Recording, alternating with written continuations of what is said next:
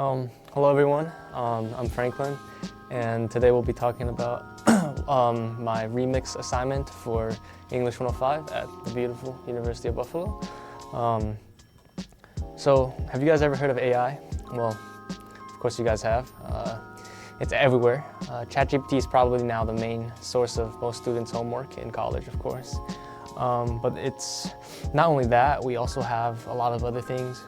As you've noticed from your daily lives, we have AI and Meta, which is from Instagram, which honestly I don't really think has any use. I've never used it personally, and every time I use it, I just feel like, well, every time I click on the search bar, it clicks on Meta by accident sometimes, and I just find it personally very annoying. And honestly, I think there's not really a use for it other than asking AI to generate images, but you can also do that on ChatGPT. And there's also something else called My AI from Snapchat AI. Just one day I opened up Snapchat on my phone and we just find My AI on there, and it's pinned to the top of your message list and you can't even remove it. So that actually pisses me off quite a bit too. So if any of you guys know how to remove that, please let me know. Now that that's settled, let's talk about the main point I want to discuss with this video today, which is AI in medicine. Now, if any of you guys are in the medical field or are medicine nerds, you probably know that machine-assisted technology is pretty common now. I'll probably insert a picture here of what it looks like. I will say it looks a little bit scary with all those mechanical arms, but honestly, it's actually an application of AI, and I think it's actually genuinely helping the world. Unlike, of course, what I just vented about the Snapchat AI and Meta AI and Instagram and social media, I think it's just not really that beneficial. So of course I think it's actually cool to have those things, but I think it's just towards contributing to society, it's really not as big of a deal. All right, so now that I've done a bit of research, it actually looks really promising, AI in the medical field. So some of you guys might know this source here that I'm going to put on screen right now. It's called Harvard University, of course. As you can see here, the benefits are actually surprisingly positive, because I know there's a lot of doubts around this whole thing. So actually AI is able to free up for clinics to actually focus on saving people. It saves a lot of times for physicians. So you might actually be surprised from this, but honestly you really shouldn't be. Last year, while I was doing some of my own research about the future job careers of doctors and surgeons, something came up, which was that doctors have they have basically the highest burnout rate and suicide rate of any occupation. And I knew it was stressful to be a doctor, honestly, that's a given, but I mean, given the amount that they're paid and the compensation that they have, I thought it can't possibly be this bad, right? Like, come on, bro, you're making so much money. But what surprised me even more about this was one of the major causes of this doctor burnout was from the amount of paperwork that they have to do, right? Like, I get that paperwork is important. It's, taking notes on the patients and stuff, but all of this stuff is actually stopping the doctor from doing what they've done and what they're trained to do, right? So you have to go through already 8 years of medical school, and going through all of that to just try and help people. But what actually ends up happening is you're stuck there doing hours of paperwork after you actually treat the patient, right? And with AI, it can do a lot of that for you, right? It can just be next. You can listen to what you say, record it, and then jot down anything important that you've said, right? Okay. And if you don't believe me, next time you go to the doctor's office for something like, an annual physical or a checkup, just look at their screens on their laptops. I know they don't really like to show it, but there's a lot of graphs, there's a lot of Google Sheets in there that they have to take a lot of notes, right? So it actually happens. And so yeah, as Harvard points out, the solution lies in AI, as a large language model, it's able to do a lot of that paperwork. Yeah. All right, so now that we've gotten to this point, some of you guys might be asking me, so what if AI develops to the point where it's better than doctors? It actually takes away from jobs that doctors will do. And me personally, I don't think so. And I think there's a lot of evidence supporting that. And that AI healthcare is simply just like a tool, like a ruler as a tool, but like honestly, a little bit more advanced than that, because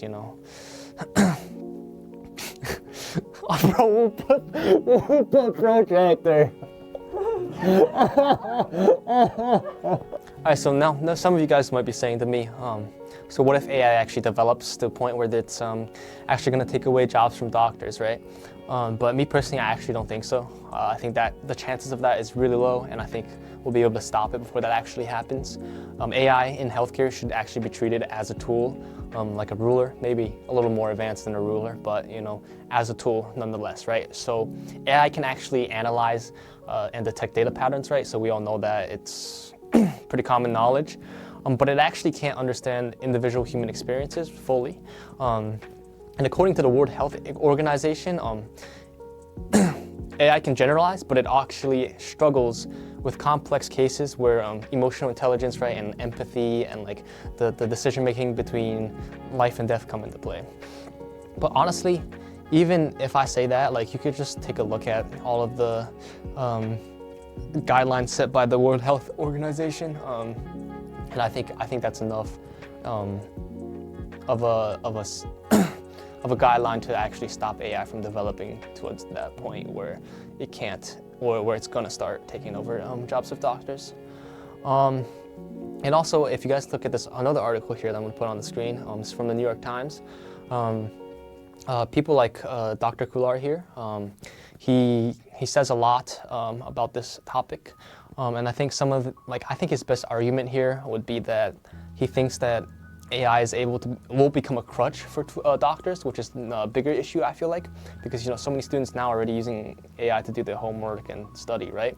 So we think it's going to become a crutch, but actually, and he gives a good example about how medical students who struggle to interpret an EKG will actually inevitably peek at the computer-generated outputs at the top of the sheet. That's quoted from him, and I think. Even though he makes a good point, I think he's just trying to reject the progress in our technology. Let me give you another example, right? So in the past we didn't have calculators, right? And now we do. Did we forget how to, as humans, did we forget how to do math? Obviously we didn't, right? So I think his point is exaggerated, and I think that there are also places where AI can't be used and shouldn't be used, right? There will always be a time where human doctors actually have to make the final decision, and AI just cannot be used there. But it can be used like as a tool, as a supplement to doctors, right? So to further prove my point that it'll be a tool, I don't know if you guys have heard of this person, but Dr. Mike, who is one of my personal favorite YouTubers, he does YouTube videos about the medical field, and he's a doctor himself. He talked about this AI actually in one of his videos about body mass index, BMI, and he basically just says how AI as like a large language model is really good for taking large amounts of information that we currently have in our databases and then spitting out facts and useful information that actually comes from that, right? That's stuff that people can't do because it would take too long. So it's able to perfect effective screenings, right, through a big population. But honestly, he also points out that for individual healthcare, it's actually not that good, right? So honestly, in the end, guys, I think that the human part will always be necessary in healthcare, and honestly, especially for personalized treatment, right? It's always gonna be humans who do that, but AI's most significant value, in my opinion, is its ability to supplement the physicians, right, and not replace them.